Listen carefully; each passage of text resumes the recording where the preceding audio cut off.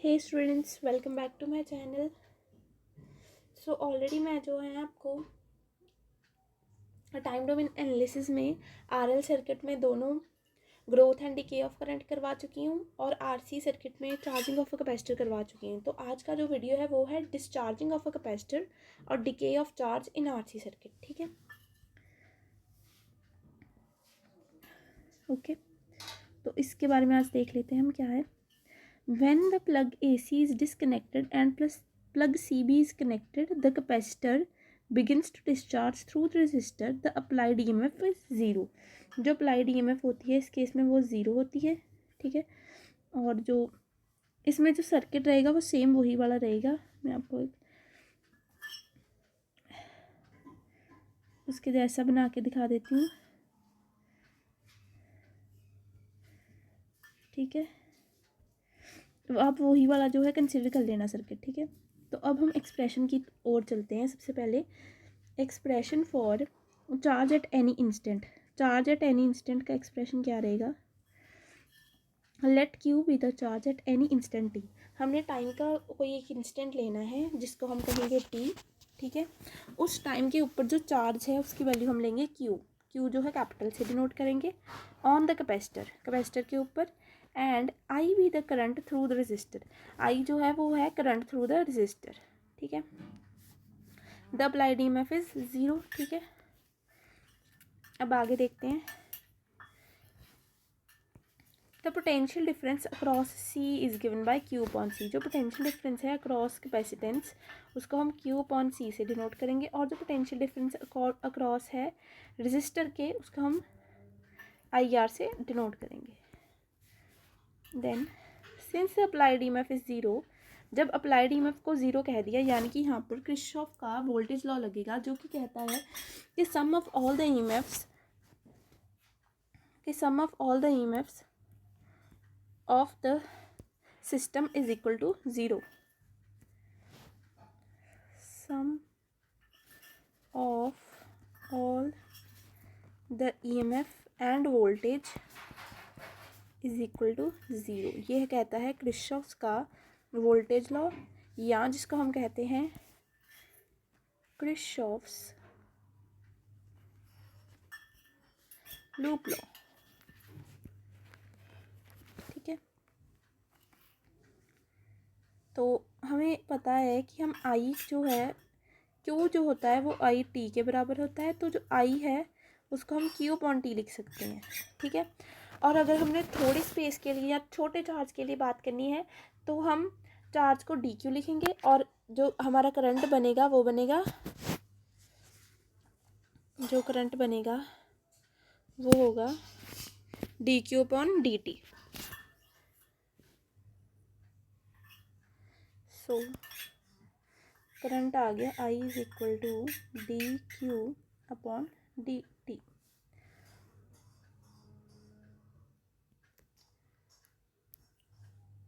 अब जैसे यहाँ पर Q अपॉन सी था, Q upon C plus I R equal to 0 था, तो I की जगह हमने D Q upon D T into R लिख दिया। तो नेक्स्ट पार्ट में जो Q अपॉन सी वो इधरली साइड माइनस में आ गया। So R D Q upon D T is equal to minus of Q C. Now यहाँ पर जो माइनस ऑफ क्यू है और डी क्यू है इसको एक साइड में लिख लिया, और ये जो आर था ये दूसरी साइड डिवाइड में चला गया, ये आ गया 1 अपॉन आर सी, और डी टी यहाँ पर डिवाइड में था उधरली साइड मल्टीप्लाई में चला गया। तो ये बन गई equation 1 upon Q minus 1 upon Q into D Q is equal to 1 upon R C into D T.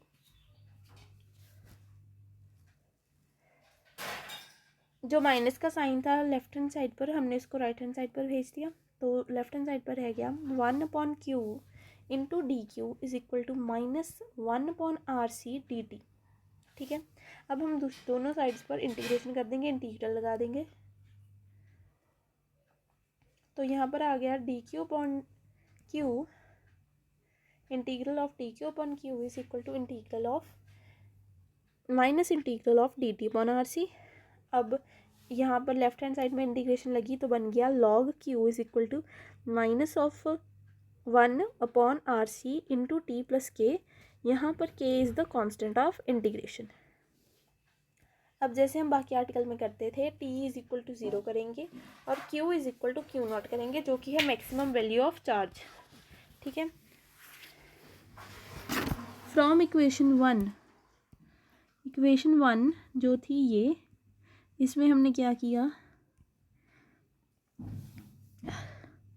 q को क्यू नॉट पुट कर दिया, t को 0, तो ये बन गया log Q naught equal to k की वैल्यू आ गई। अब इस k की वैल्यू जो है इसको यहाँ पुट कर देंगे, k की वैल्यू जो है ये, k की वैल्यू इसको हम यहाँ पुट कर देंगे, तो ये बन जाएगा log Q naught -1/RC into T plus log of Q not.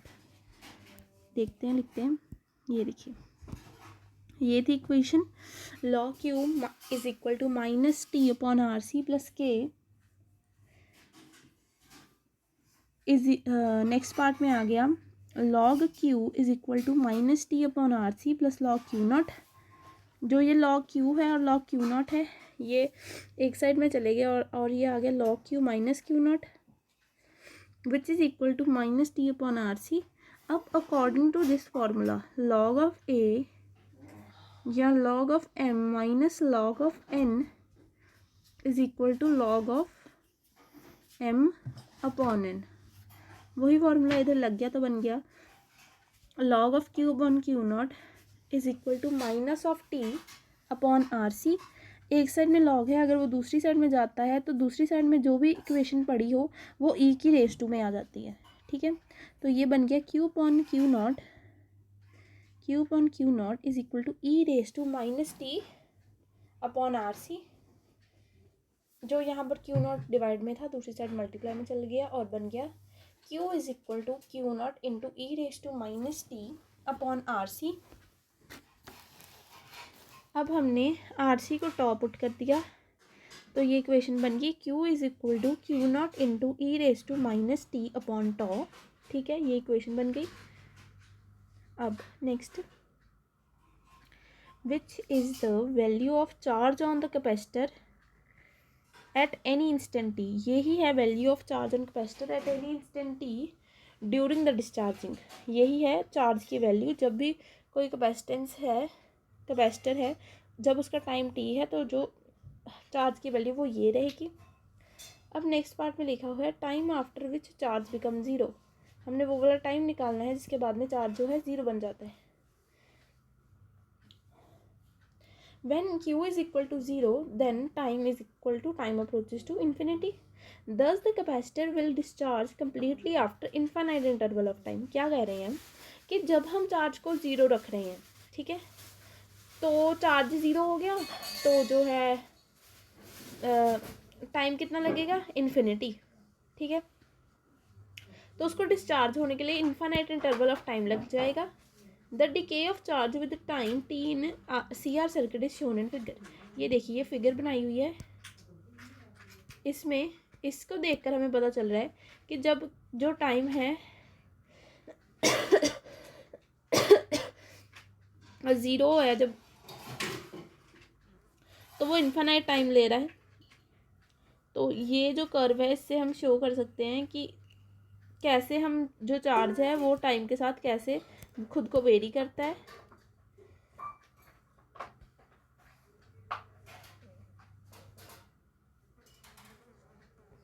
फिर आ जाती है बात कैपेसिटिव टाइम कांस्टेंट की। जैसे हमने पहले आर्टिकल्स में देखा कि एक चीज़ होती है जिसे हम कहते हैं इंडक्टिव टाइम कांस्टेंट। ठीक है, इंडक्टिव टाइम कांस्टेंट। अब जो हम कैपेसिटिव वाले में यानी कि RC सर्किट में करते हैं उसे हम कहते हैं कैपेसिटिव टाइम कांस्टेंट। ठीक है,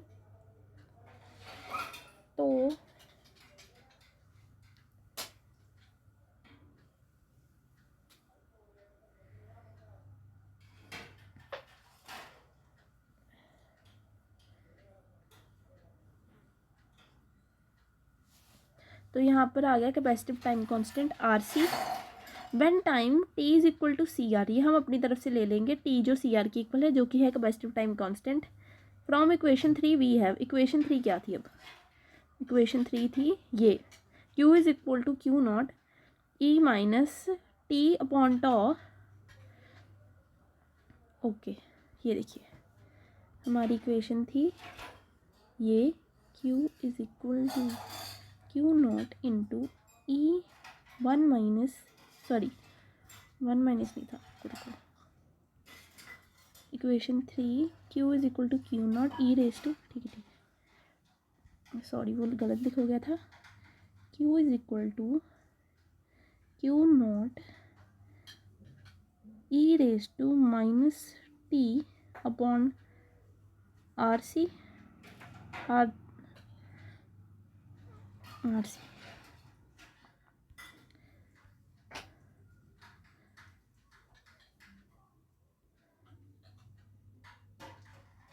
हाँ, इक्वेशन थी Q is equal to Q naught E raise to minus T upon R C, tau नहीं लेंगे तो अब ये जो ऊपर थी टी की वैल्यू, टी की वैल्यू भी है, हमने यहाँ पर भी आर सी कर दिया, तो ये बन गया Q is equal to Q naught into E raise to minus of R C upon R C. अब आर सी से आर सी कैंसिल हो गया, तो ये बन गया ई का inverse, which can be written as Q is equal to Q naught into E का इन्वर्स, ये बन गया। अब ई के इन्वर्स को हम 1/e लिख सकते हैं, जो कि इन्होंने ऐसे लिख दिया है, मल्टीप्लाई में Q नॉट अपॉन ई बन गया। अब हमने इसमें वैल्यू पुट कर दी ई की, विच इज़ 2.718, तो इसको डिवाइड वगैरह करके इन्होंने ये लिख दिया कि Q जो है वो 0.368 टाइम्स है Q नॉट के, ठीक है। ये ऐसा सिमिलर रिजल्ट हमने पहले भी देखा था, तो ये जो रिजल्ट्स हैं ऑलमोस्ट सिमिलर ही होते हैं, बस पूरा आर्टिकल जो है वो चेंज हो जाता है इसमें। या हम इसको लिख सकते हैं कि ये 36.8% है Q नॉट का। ये हमने 36.8 कैसे लिखा, 0.368 को हम कैसे लिख सकते हैं, 368 अपॉन 10 इंटू 1/100 भी लिख ही सकते हैं, कितने 1 2 3 3 0 है ना, 1 2 3। अब इसको हम लिख देते हैं 36.8 अलग, और जो ये 1/100 है इसको हम परसेंट के फॉर्म में लिख देते हैं, ठीक है, अगर किसी बच्चे को इसमें इशू हो तो मैंने बता दिया। अब दस capacitive time constant of CR circuit is defined as the time during which the charge on capacitor decay from maximum value to 0.368th time the maximum value of charge, ठीक है। सिंपली इन्होंने क्या कह दिया कि जो कैपेसिटिव टाइम कांस्टेंट है वो क्या है, वो वाला टाइम है जिसमें जो चार्ज है वो डिके करता है मैक्सिमम वैल्यू से उसकी 0.368th वैल्यू पर, मैक्सिमम चार्ज की वैल्यू पर, ठीक है। ये है हमारा कैपेसिटिव टाइम कांस्टेंट की बात। अब आगे चलते हैं, वोल्टेज और करंट का graph.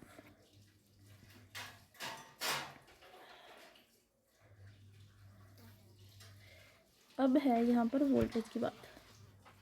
Voltage across the capacitor during discharging के टाइम पर वोल्टेज क्या रहती है। ये जो हमारी इक्वेशन थी Q is equal to Q naught E raise to minus T R C, जो कि सेकंड इक्वेशन है हमारी, इसको हम दोनों साइड C से डिवाइड कर देंगे, Q upon C is equal to Q naught upon C into E raise to minus T upon R C. अब हमने, अगर हम फर्स्ट पेज पर जाएं, स्टार्टिंग में हमने क्या लिखा था यहाँ कि potential difference across capacitance Q upon C है, तो हम यही लिख देंगे वहाँ पर भी, पोटेंशियल डिफरेंस अक्रॉस कैपेसिटेंस।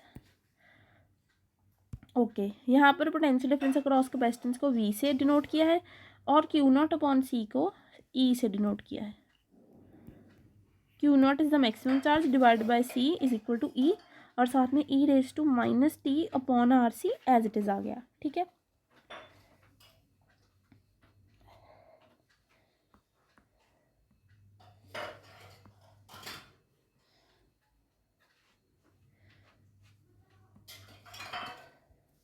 ठीक है, ये यहाँ तक एज इट इज आ गया। अब हम देखें कि current at any instant, current at any instant during discharging of the capacitor, I की वैल्यू क्या रहेगी जब हम डिस्चार्जिंग ऑफ कैपेसिटर करते हैं, ठीक है।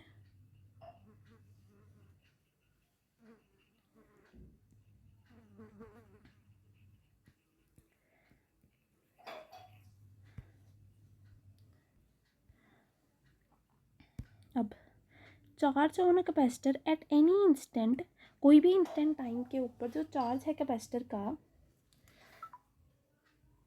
During the discharging of capacitor is given by, वही इक्वेशन नंबर लिख लेंगे 2 जो थी, Q is equal to Q naught into E raise to minus T upon R C, और हमें पता है I is equal to D Q upon D T. तो अब हम डी अपॉन डी टी कर देंगे इस इक्वेशन का, ठीक है। वो अब देखिए कैसे किया है। सबसे पहले हमने क्यू नॉट जो है उसको बाहर निकाल दिया, और क्यू नॉट तो कांस्टेंट था, अब इसकी इंटीग्रेशन की, सॉरी इसकी डिफरेंशिएशन की। जब हमने डिफरेंशिएशन की ई की पावर एक्स की, तो ई की power X as it is, और साथ में एक्स का डिफरेंशिएशन यानी कि minus T upon R C with respect to T differentiate किया तो -1 अपॉन आर सी आ गया। तो ये एंड पर ये बन गया I is equal to minus Q upon R C into E raise to minus T upon R C. तो यहाँ पर इन्होंने मान लिया कि जो ये वैल्यू है Q naught upon R C, इसको हम आई नॉट लिख देंगे, because Q naught upon R C is equal to I naught. तो ये इक्वेशन एक न्यू इक्वेशन बन गई, ठीक है, ये एक न्यू इक्वेशन बन गई। Negative sign in the above equation shows that the discharging current flows in sense opposite to that of charging current, ठीक है। अब इन्होंने ये भी बता दिया साथ में कि ये जो नेगेटिव साइन है ये हमने क्यों यूज़ किया, ताकि पता चल जाए कि डिस्चार्जिंग करंट है जो वो अपोजिट डायरेक्शन में है चार्जिंग करंट की। ये है आपका डिस्चार्जिंग करंट, ये है चार्जिंग करंट, ये एक दूसरे की अपोजिट डायरेक्शन में है। अगर चार्जिंग करंट इधर है तो डिस्चार्जिंग करंट इधर है, अगर डिस्चार्जिंग करंट इधर है तो चार्जिंग करंट इधर है, ओके। अब एंड पर इनको हमने एक ग्राफ से जो है शो किया है, ये आ गया ग्राफ। इसके एक साइड में तो हमने है जो करंट शो किया है आई से, ठीक है, और इसके दूसरी साइड जो है टाइम शो किया है, करंट टाइम ग्राफ है जो कि है ऐसे जा रहा है graph. The decrease in current through the C R circuit during the discharging of capacitor is shown, कि करंट में जो डिक्रीज आ रहा है ड्यूरिंग डिस्चार्जिंग ऑफ कैपेसिटर उसको इन्होंने शो किया है इस ग्राफ के अकॉर्डिंग। जितने भी इंपॉर्टेंट ग्राफ है वो आपने बार बार बना के देख लेने हैं, ठीक है। और इससे पहले वाला जो था आपका टॉपिक मैं आपको यहाँ पर शो कर ही देती हूँ, इसकी आपको कौन सी डायग्राम बनानी है, क्योंकि डायग्राम जो थी वो चार्जिंग वाले वीडियो में थी।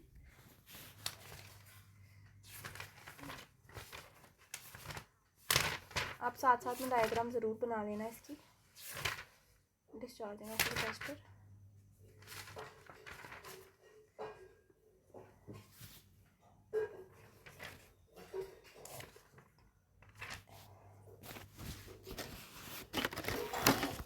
ये लीजिए यहाँ पर मैं बना रही हूँ डायग्राम, ओके।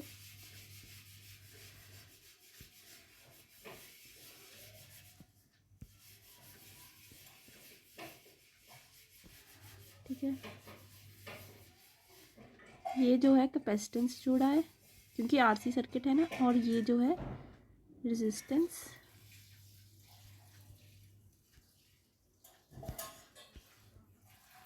ठीक है। अब ये जो है इसको दो पार्ट्स में हम कर देंगे वेरी,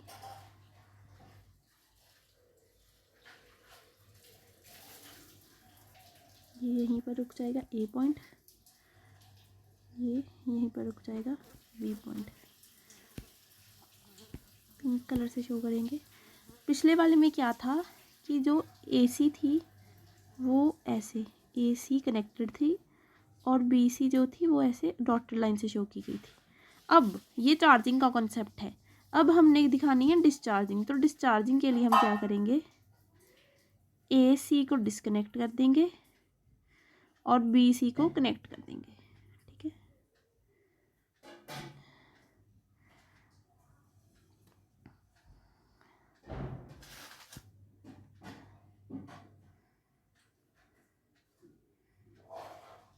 एसी को डिस्कनेक्ट कर देंगे, ऐसे कर देंगे डॉटेड फॉर्म में, बीसी को पूरा कनेक्ट कर देंगे।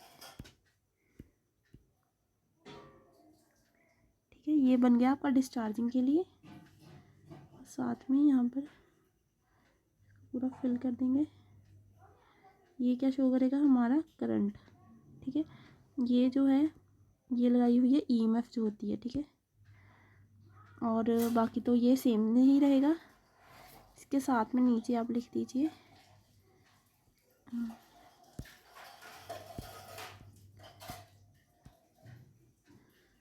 डिस्चार्जिंग